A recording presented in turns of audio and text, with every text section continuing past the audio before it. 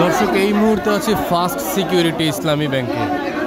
গ্রাহকরা টাকা না পেয়ে ব্যাংকের বাহিরে জমাচ্ছে ভিড়। ব্যাংক টাকা দিচ্ছে না, দেখেন সিরিয়াল, এই হচ্ছে গিয়ে সিরিয়াল। এবং টাকা না পেয়ে এই হট্টগোল ব্যাংকের ভিতরে। আমরা আসছি একজন গ্রাহককে নিয়ে, যার প্রায় অলমোস্ট আপনার কত লাখ টাকা এখানে আছে? আমাদের 13 লাখ টাকা আছে।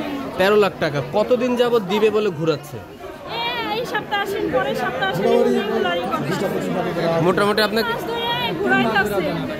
দর্শক, এই মুহূর্তে আছে ফার্স্ট সিকিউরিটি ইসলামী ব্যাংকে। এবং এখানে মুসার চিকিৎসার জন্য যে টাকাটা আমরা দিন দিন ঘুরে ওঠাচ্ছিলাম, আজকে মুসার মা আমার সামনে অলমোস্ট 13 লক্ষ টাকা এই ব্যাংকে পড়ে রয়েছে, যেটা দিয়ে মুসার চিকিৎসা করা হবে। কিন্তু আজকে প্রায় 3 মাস ধরে তাকে ঘোরানো হচ্ছে, আজকে আসেন কালকে আসেন এই কথা বলে।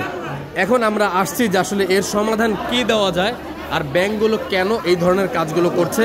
আমরা যখনই চিন্তা করছি যে আমরা একটু ব্যাংকের ম্যানেজিং ডিরেক্টরের সাথে কথা বলবো, তার রুমের ভিতরের অবস্থা দেখে আমরা যে তার সাথে কথা বলবো সেরকম কোনো সিচুয়েশন নেই।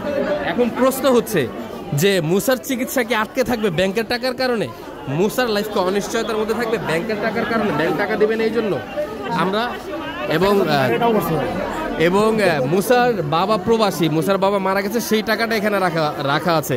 এখন একবার চিন্তা করেন, যে লোকটা তার ছেলের চিকিৎসার জন্য টাকা রেখে গেছে, সেই লোকটা আজকে পৃথিবীতে নেই, অথচ তার টাকাটা পাচ্ছে না দিনের পর দিন। এই যে দেখেন মুসা আমার সামনে, মুসার চিকিৎসার জন্য যে টাকাটা রাখা হচ্ছে সেই টাকাটা ওঠানোর জন্যই বারবার ব্যাংকের কাছে এসে ধর্ণা দিচ্ছে, কিন্তু কোনোভাবে টাকা উঠাতে পারছে না। আমরা আজকে ম্যানেজিং ডিরেক্টরের সাথে কথা বলবো এবং জানতে চাইবো যে কী কারণে এবং কোন অপরাধের কারণে বা কোন সমস্যার কারণে মুসার টাকা দিচ্ছে না এবং মুসার চিকিৎসা হবে না।